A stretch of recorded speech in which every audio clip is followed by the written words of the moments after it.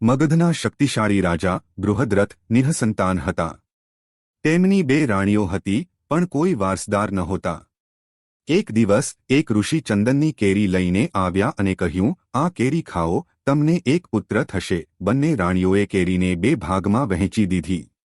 9 મહિના પછી બંને રાણીએ અડધા શરીરવાળા બાળકને જન્મ આપ્યો. રાજાનું હૃદય તૂટી ગયું. આ એક અશુભ શુકન છે એમ વિચારીને તેણે 2 ટુકડા કચરાના ઢગલા પર ફેંકી દીધા. બસ જંગલમાં ભટકતી રાક્ષસી જરાએ ટુકડા જોયા.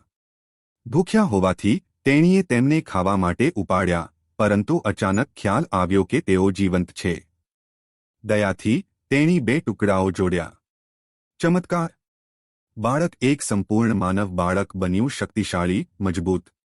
રાજાએ બાળકને દત્તક લીધું અને તેનું નામ જરાસંધ, જરા પ્લસ સંધિ, જેનો અર્થ જરા દ્વારા જોડાયેલો છે, રાખ્યું. આ જરાસંધ મગધનો મહારાજા બન્યો, જેણે દ્વારકા પર 17 વાર હુમલો કર્યો.